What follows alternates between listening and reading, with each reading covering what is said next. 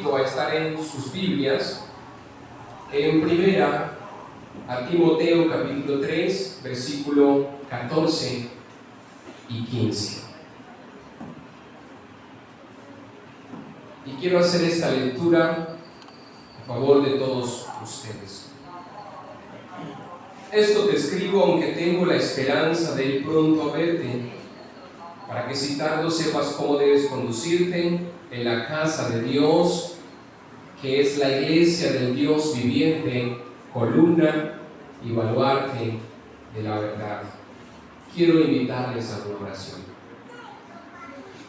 Dios Todopoderoso, te damos gracias por esta preciosa mañana, una mañana de comunión y de exaltación a tu nombre. Ahora te suplicamos que nos permitas apreciar la gloria de Cristo a través de las Escrituras y que al conocerlo a Él podamos amarlo con mayor intensidad. Que esta iglesia cada día pueda estar firmemente fundada sobre esa roca que es Cristo. Y que todos unidos podamos ser piedras vivas que construimos un templo, la casa del Dios viviente, en el que podamos ofrecer sacrificios vivos, santos, agradables a Dios, que ese sea nuestro culto racional. Que unidos podamos comprender que somos el real sacerdocio, la nación santa y el pueblo que tú has comprado con precio de sangre, para que anunciemos las verdades de ese que nos llamó de las tinieblas a su luz admirable. Muchas gracias por este buen tiempo. En el siglo XVII ocurrió un hito muy importante en la historia del cristianismo, y se trata de la separación entre el Papa de Roma y el rey Enrique VIII de Inglaterra. El rey había pensado divorciarse de su esposa Catalina por el hecho de no haberle dado un hijo varón que fuera heredero del trono. En este sentido, él quiere unirse en matrimonio con otra mujer que se llamaba Ana Bolena. Bueno, él pasa la solicitud al Papa para iniciar este proceso de divorcio, pero la petición fue rechazada y esto disgustó al rey Enrique VIII, lo que lo llevó a iniciar una gran ruptura tanto política como teológica con la iglesia del momento.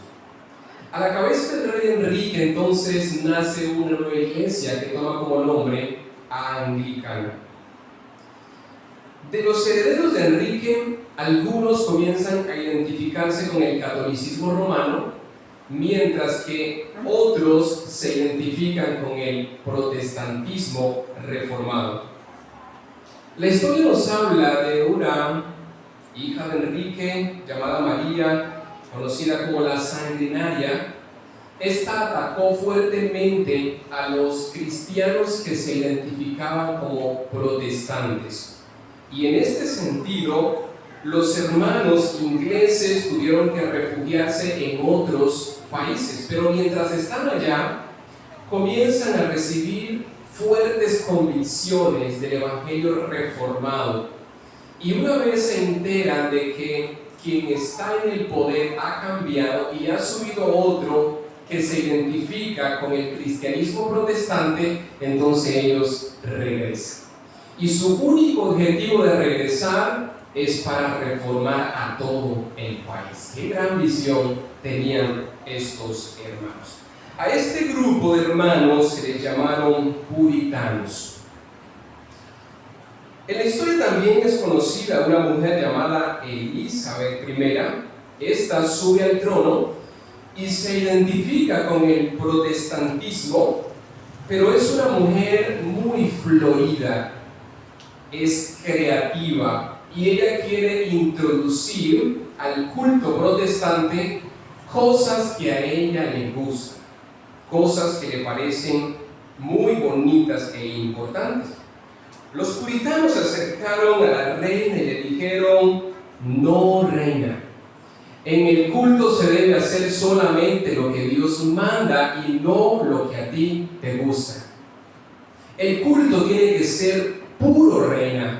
Y de allí entonces sale la famosa frase de los puritanos, con el objetivo de poder purificar la adoración para el Señor. Amados, ¿por qué ilustrar esta historia? Bueno, porque estos son nuestros orígenes, estos son nuestros inicios. De los puritanos salen tres grandes vertientes que son los presbiterianos, los bautistas y los independientes. Los bautistas de la línea reformada, como lo somos nosotros, seguimos entonces el principio confesado por los puritanos del siglo XVII. En el culto se hace solo lo que Dios manda y no a lo que a ti te gusta. De aquí sale nuestro tema para la mañana de hoy, el principio regulador de la adoración. El principio regulador de la adoración. ¿Qué es el principio regulador de la adoración? Es el resultado de entender que a Dios solo se le puede adorar de la manera como Él lo ha establecido, y sobre todo cuando su iglesia es reunida como un solo hombre en el día del Señor. ¿Cómo podemos apreciar las cosas que Dios ha establecido? Bueno, por medio de su palabra. Así que aquí usamos otro principio de las 5 solas de la Reforma Protestante, y es solo Escritura. Así que si queremos tener un culto puro que agrada a Dios, tenemos que usar la sola Escritura. Ella es la única regla suficiente e infalible, norma de fe y de conducta, y ofrece todo el conocimiento que necesitamos saber con respecto a cómo debemos adorar a nuestro Creador. Quiero invitarles para que regresemos a nuestro texto de partida, para que examinemos los argumentos que el apóstol está escribiendo. Versículo 14. Esto te escribo, aunque tengo la esperanza de ir pronto a verte, para que si tardo sepas cómo debes conducirte en la casa de Dios, que es la iglesia del Dios viviente, columna y baluarte de la verdad. Sabemos que quien está escribiendo este pasaje es el apóstol Pablo a Timoteo. Pablo está desde Macedonia, más preciso desde la iglesia de Filipos, y Timoteo es pastor en la iglesia de Éfeso, Asia Menor. Ahora, ¿cuál es el anhelo que hay en el corazón de este apóstol? Según este texto, visitar al pastor Timoteo. Ese es el gran anhelo. Pero es tan fuerte la necesidad que tiene de poder visitarlo, que no puede esperar mucho tiempo para comunicarles algunas cosas que son muy importantes con la adoración en el culto público congregacional. Y esto muestra que es un mensaje de urgencia. Lo que él está tratando de decir es lo siguiente: no sé si pueda visitarte pronto, pero tengo un mensaje urgente que decirte. Y por eso él dice: por si acaso tardo, te envío esta carta para que sepas cómo debes conducirte en la casa de Dios. Así que hay un estilo propio de los cristianos comportarse cuando están en la casa de Dios. ¿Y cuál es la casa de Dios? Bueno, para la mente judía, la casa de Dios es el templo de Jerusalén, o en su momento cuando estaba construido, porque en ese lugar Dios había decidido habitar de manera especial. Desde el tabernáculo hasta que se construye este templo, el Señor lo toma como morada suya. Los israelitas debían saber cómo gobernar sus vidas cada que entraban al templo, lugar de adoración. Ahora, ¿y cómo deben saber cómo gobernar sus vidas? Bueno, es porque Dios habló, Dios dijo cómo debían de comportarse allí. Tan solo pensemos por un instante en los 10 mandamientos de la ley moral de Dios. El primer mandamiento dice a quién debemos adorar. El segundo mandamiento nos dice cómo no debemos adorar. El tercer mandamiento nos dice las palabras que debemos usar y cómo no usar su nombre en vano. Y el cuarto mandamiento nos lleva a pensar el día en que debemos adorar. Así que si ustedes toman todos los mandamientos, se van a dar cuenta que Dios es preciso cómo Él quiere que su pueblo se acerque y tenga comunión con Él. Dios no dejó a su pueblo en silencio, sino que después del camino les da una guía por donde ellos se van a conducir. Ahora, si vamos al templo de Jerusalén, Dios dijo quién debe dirigir la adoración. Debe de ser la familia de Leví. Dios dijo quiénes deben de ser los sacerdotes de la descendencia de Aarón. Dios dijo cómo deben vestir los sacerdotes al entrar al lugar santísimo, cómo se deben hacer los sacrificios. Él indicó las características que debían tener los animales para ser ofrecidos a Él. Indicó el día exacto que se debía adorar, la fecha exacta para celebrar la fiesta de la Pascua. De hecho, dijo que debían comer ese día durante las fiestas. Habló acerca de la ofrenda para el tabernáculo y los elementos que constituyen el arca del testimonio. Cuando hace referencia al tabernáculo, dice cuántas cortinas debe tener. Esto sí que me sorprende. Dice cuál es el color de las cortinas, la longitud, el tipo de piel, de manera precisa. Dios dijo cómo debían adorar. Por esto, cuando algunas personas intentaron adorar como Dios no había mandado, el resultado es que los mató, les quitó la vida. Y por eso es muy importante que podamos pensar en estas cosas. Levítico capítulo 10, versículo 1 y versículo 2. Nadab y Abiú, hijos de Aarón, tomaron cada uno su incensario y pusieron en ellos fuego, sobre el cual pusieron incienso y ofrecieron delante de Jehová fuego extraño, que él nunca les mandó. Y salió fuego de delante de Jehová y los quemó y murieron delante de Jehová. Pregunta, hermanos, ¿por qué los mató Dios?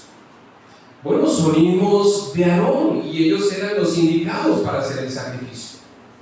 Tomaron algunos elementos que el Señor sí había mandado, tomaron el incensario para hacer el ritual. Pero tengo una pregunta, ¿por qué murieron? Bueno, el texto nos da una pequeña luz, aunque a veces es un poco difícil poder comprenderlo, pero acérquense al verso número 9 y dice: tú y tus hijos contigo no beberéis vino ni sidra cuando entréis en el tabernáculo de reunión, porque moriréis. Así que algunos pueden pensar que tal vez estos hombres estaban ebrios al momento de entrar. Eso es algo que pudiésemos pensar.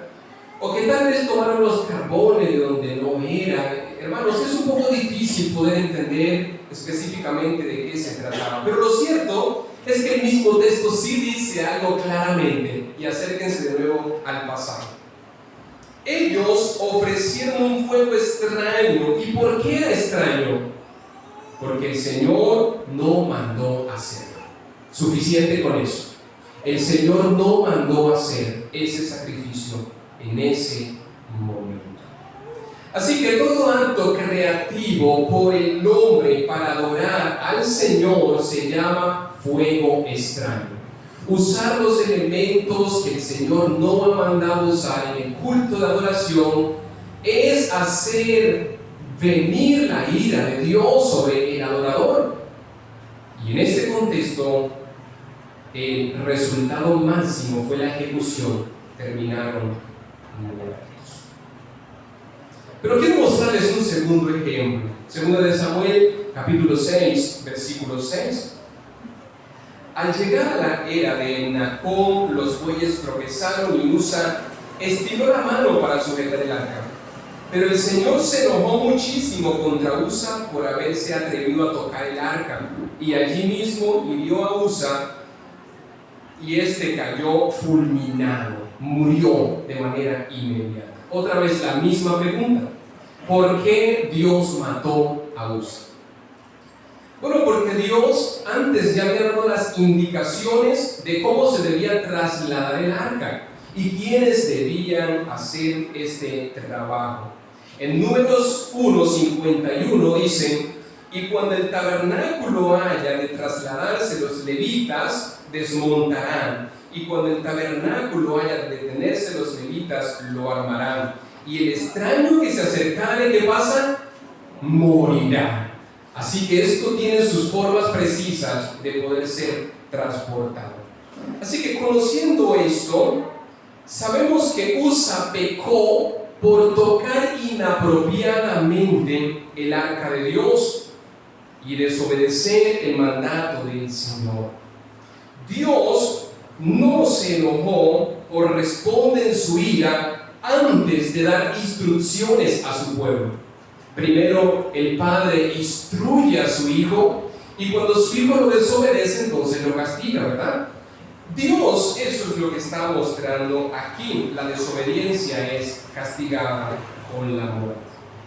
Amados, nuestro problema es pensar que podemos decirle a Dios cómo es la forma que Él debe ser adorado. Ese es nuestro problema. En vez de adorarlo como Él mismo ha dicho que lo hagamos.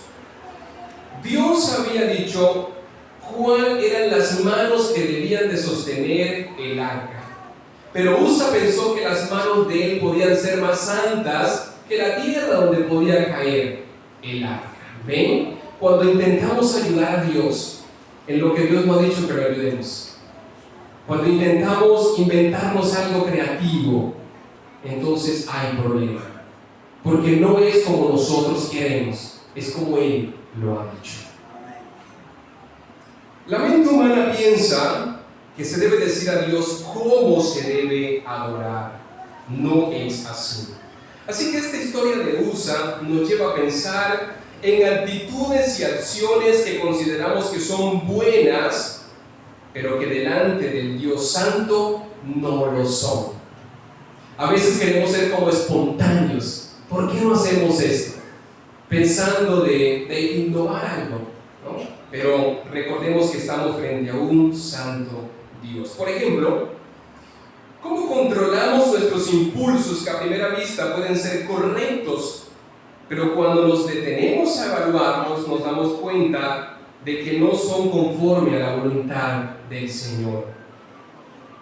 La buena noticia es que la misma santidad de Dios que nos separa a veces por el pecado que hay en nosotros es la misma que nos hizo acercar a Él por medio de Cristo Jesús. Y aquí vemos el Evangelio, mis hermanos. Nosotros todos debíamos de ser llevados a ejecución por haber invalidado la ley de Dios y por haber adorado de manera incorrecta. Pero entonces Dios envió a su Hijo, y su santidad hizo que pudiese ofrecerse un Cordero perfecto. ¿Y quién fue ese Cordero perfecto? Cristo Jesús. Y ahora por medio de Cristo entonces podemos ofrecer sacrificios vivos y santos y agradables a nuestro Dios. Podemos ahora acercarnos a Él, hermanos. Dios dijo entonces quién, cómo, cuándo y dónde se debía adorar. Dios lo dijo todo. Regresemos a nuestro texto de la mañana de hoy. Estamos en Timoteo. Pero Timoteo ahora está en Éfeso, ¿verdad? El templo de Jerusalén ahora ya va a ser destruido. Timoteo está en otra región, no tiene un templo, así que hay unas condiciones diferentes. Ya no hay sacerdotes, ya no hay sacrificios. Ahora Pablo dice a Timoteo que la casa de Dios es la iglesia. La casa de Dios es la iglesia. Y la iglesia no hace referencia a un lugar físico. La iglesia hace referencia a personas que han sido regeneradas por la obra redentora de Cristo Jesús y que en unión pactan caminar en novedad de vida, siguiendo los principios establecidos de la palabra del Señor. El templo de Dios ahora es la iglesia reunida. Este es el templo. Somos la iglesia del Señor. Y Dios habita en medio de la congregación de los santos. Y aquí es donde el Señor estaba apuntando desde el principio. Cuando construyeron un templo para Él dijo: no, yo no habito en templos hechos por manos humanas. ¿Por qué? Porque Él sabía ya que su presencia especial estaría en medio de su pueblo. Y su pueblo es creación de sus manos. Él habita en medio de su iglesia cuando son reunidos para adorar su nombre. Así que cada que nos reunimos, somos la casa del Dios viviente. Pero esto es importante que podamos entenderlo en nuestro contexto. En Éfeso había un templo construido para la adoración de la diosa Diana. ¿Y quién era Diana? Diana no era nadie, hermanos. ¿Qué son los ídolos? Los ídolos, dice Pablo, que nada son. En el Salmos 115, versículo 4, dice que los ídolos tienen ojos y no ven, tienen manos y no palpan, tienen pies y no caminan. Ellos son nada. Pero cuando se trata de Dios, el Dios de la iglesia es el Dios viviente. Porque mientras los éfesos están adorando una imagen muerta, los cristianos adoran al Dios vivo, que no necesita paredes para habitar, sino que habita en medio de su pueblo reunido. Y esto hace la diferencia. Dios viviente. Dios es Dios presente. Dios es el Dios que todo lo ve. Este es el que todo lo sabe. Este es el que todo lo conoce. Nuestro Dios no es manipulable. Él es el único dueño de la iglesia. Así que la iglesia en este sentido no es del pastor, no es de los diáconos, no es de un grupo de personas que a veces quieren como adueñarse de la congregación. La iglesia es solo y exclusivamente de Dios. Y Él ha establecido los medios de cómo debemos acercarnos a Él para adorar. Imagina por un momento que yo llegue a tu casa con un martillo y unos clavos y comienza a perforar tu pared y luego meto unos ganchos para colgar mi mecedora. O comience a colocar cuadros, tal vez de mi casa, o cuadros que yo creo que son importantes para mí, sin pedir permiso. ¿Cómo te sentirías tú? Eso te molestaría en gran manera, ¿verdad? Hay hermanos que les gusta tener su casa bien limpia, bien trapeada, y al entrar a la casa pues hay que quitarse los zapatos, ¿verdad? Bueno, imagínate que tú no tomes en cuenta esas señales y simplemente entras y causas desorden. Y si llevas tu niño pequeño y simplemente entras al cuarto y acuestas tu niño allí con los zapatos y todo así como, ¿cómo se siente la persona? Muy incómodo. Es más, yo creo que nosotros nos cuidaríamos de hacer algo como eso, por respeto a la persona que estamos visitando. La pregunta es, ¿por qué entonces en la iglesia queremos hacer lo que queremos? ¿Por qué en la iglesia entonces tomamos los principios que el dueño de la casa ha dicho, qué es lo que él quiere? Si hoy queremos ser creativos para innovar, trayendo cosas o elementos que para nosotros consideramos que son importantes, pero para él no lo son. Recuerden, hermanos, esta no es tu casa. Esta es la casa del Dios viviente. Columna y baluarte de la verdad. Pero permítame de nuevo que los introduzco al contexto. El apóstol Pablo aquí está tomando la imagen del templo de la diosa Diana de los Éfesos. Y esta es una hermosa edificación que tiene unas hermosas columnas. Y la historia dice que estas columnas han sido hermoseadas por cada uno de los emperadores que van pasando. ¿Se imaginan lo precioso de ese templo? Era una cosa hermosa. Y Pablo toma esta ilustración para decir: lo que verdaderamente es columna y es hermoso y que sostiene la verdad y que es digno de admirar es la iglesia. Porque la iglesia es la única que verdaderamente tiene sostén, y es el sostén que Dios a través de la palabra nos ha entregado a nosotros para ser sal y luz en el mundo. Primera de Pedro, capítulo 2, versículo 5. Vosotros también, como piedras vivas, sed edificados como casa espiritual y sacerdocio santo, para ofrecer sacrificios espirituales aceptables a Dios por medio de Jesucristo. ¿Quiénes son las piedras ahora? Nosotros. De tal manera que si tomamos una piedra y la unimos con otra, ¿qué vamos a formar? La casa, un edificio para el Señor. Y cuando ya tengamos esa casa construida, ¿qué vamos a hacer? Vamos a ofrecer sacrificios espirituales aceptables a Dios por medio de Jesucristo. Esto lo que presupone, hermanos, es que en medio de la casa Dios nos ha constituido nosotros como sacerdotes. Así que nosotros somos la casa de Dios y somos los sacerdotes los que presentamos la ofrenda al Señor. Y esa ofrenda ahora no es de animales muertos. El apóstol Pablo, Romanos capítulo 12, dice que nos presentemos nosotros mismos como sacrificio a Dios aceptable, siendo ese nuestro culto racional.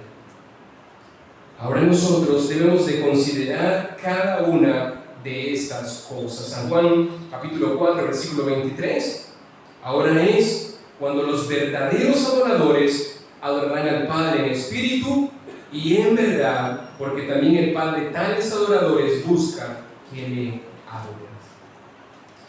Amados, solo se puede adorar en espíritu y en verdad cuando hacemos lo que Dios ha establecido en su palabra. Adorar a Dios en verdad es adorarlo con los elementos que Él ha establecido para la adoración. Y adorarlo en espíritu es nosotros mismos presentarnos ante Él en adoración. El mismo Jesús le dice a la mujer samaritana: ustedes adoran lo que no saben, nosotros adoramos lo que sabemos.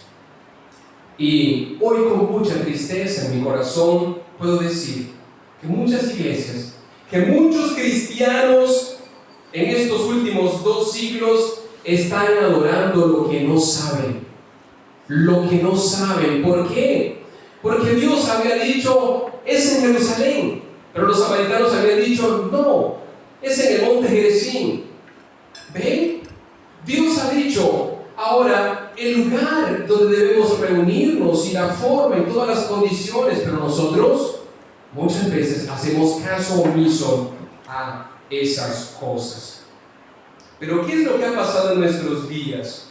El adorador se ha vuelto creativo, se ha vuelto innovador, ha buscado mejorar la adoración, ha buscado ser más relevante para que la adoración sea más atractiva, contemporánea, que a las personas les guste, que les pueda llamar la atención. Y en este esfuerzo, entonces han comenzado a introducir elementos que Dios no ha mandado a hacer. No solo pensemos en la Iglesia Católica Romana. Tienen un sacerdote cuando Dios, a través de Cristo, fue el último sacerdote. Tienen imágenes cuando el Señor prohíbe las imágenes. Dice a sus representantes: no tienen que casarse, cuando Dios ha dicho: es bueno que se case. Si pensamos en la iglesia independiente o contemporánea de nuestros días, encontramos en los cultos de adoración elementos tales como danzas Hoy, ¿será que a Dios se le olvidó introducir en el culto las danzas? No. Encontramos como teatros, encontramos música contemporánea de todos los géneros y con todos los instrumentos. Pero en el Antiguo Testamento Dios mostró cuáles eran los instrumentos que se debía tocar en el culto de adoración. El Señor fue preciso en todas estas cosas. Y si pensamos en cosas más relevantes, hay iglesias que hacen culto para celebrar los cumpleaños del mes. Así que ese culto ya no es el culto al Señor, ese es el culto a los hermanos. El espacio para contar los sueños, incluso las famosas vigilias que nos parecen como muy atractivas. Pastor, pero estas cosas el Señor no las prohíbe, y como el Señor no las prohíbe, entonces nosotros tenemos libertad para hacerlas. Esa no es la pregunta. La pregunta no es si Dios lo prohíbe, la pregunta es dónde Dios lo ha mandado.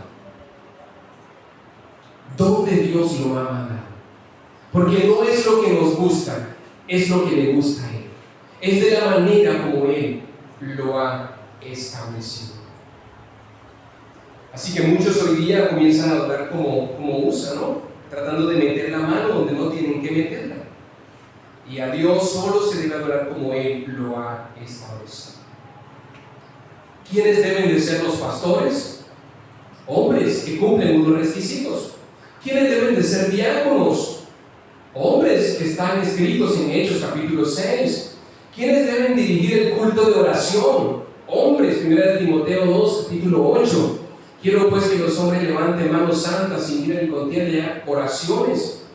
Si pensamos en los cantos congregacionales, Jesús en la última Pascua e inauguración de la Santa Cena finaliza cantando un himno. Y luego examinemos dos citas bíblicas, Efesios capítulo 5 versículo 19 y Colosenses 3 16.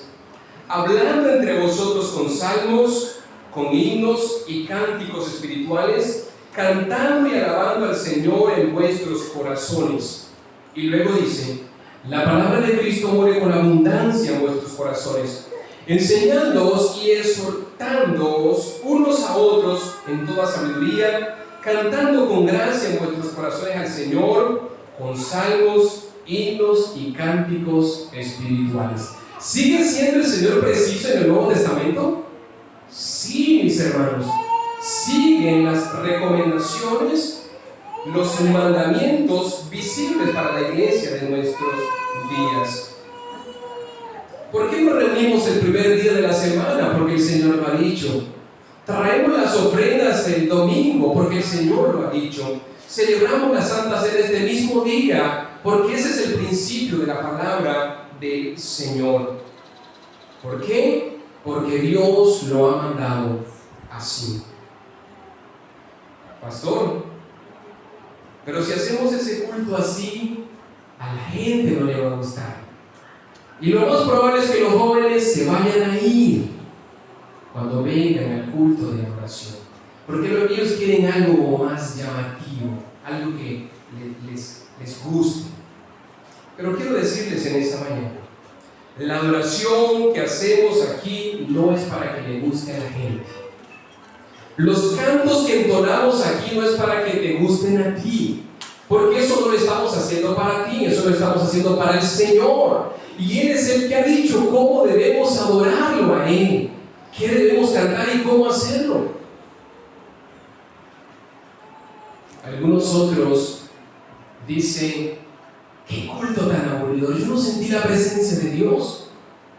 Hermanos, aquí no venimos a sentir la presencia de Dios. Aquí venimos a adorar a Dios. Porque el culto no es para nosotros.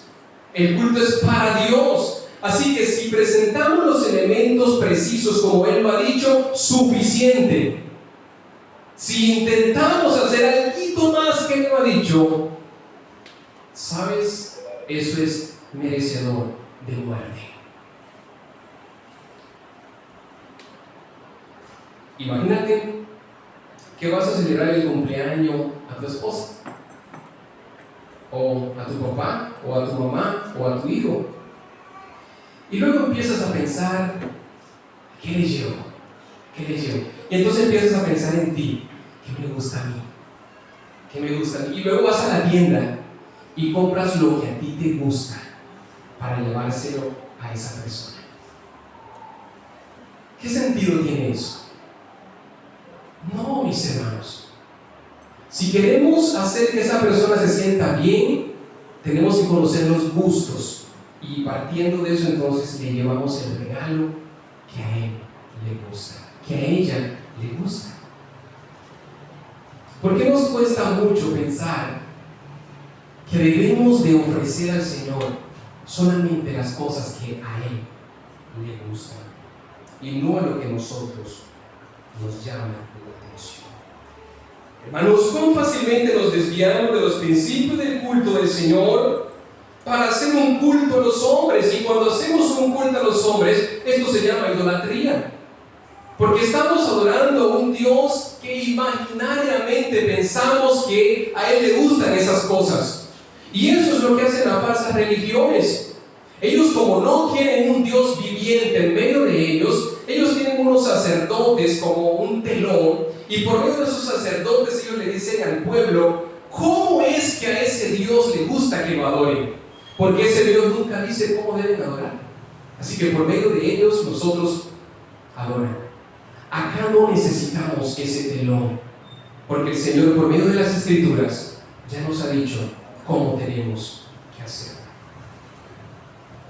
Lamentaciones capítulo 3 versículo 22: por la misericordia de Jehová no hemos sido consumidos, porque nunca decayeron sus misericordias. Nuevas son cada mañana, grande es tu fidelidad. A pesar de haber hecho tal vez muchas cosas contrarias al principio regulador de la adoración, seguimos vivos. Tócate así y dice: wow, estoy vivo todavía. Estás vivo, hermano. Por la misericordia de Dios estamos vivos.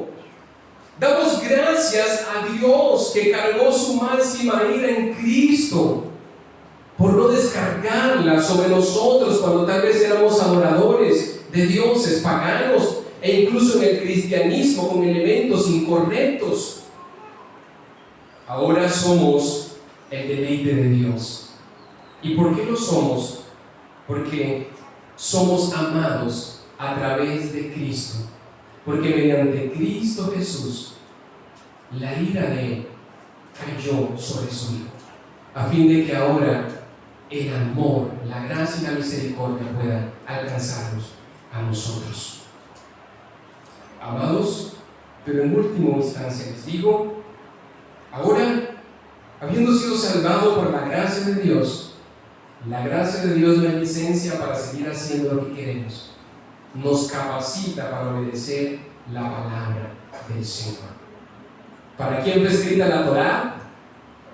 Para nosotros, dice Pablo. ¿Para quién fue escrita la Biblia? Para nosotros. Una iglesia es saludable cuando todas sus prácticas al interior de ella son bíblicas y nada más. De esa manera daremos gloria a su nombre y para siempre. Amén. Señor, muchas gracias por este tiempo precioso que nos has concedido para recordar una vez más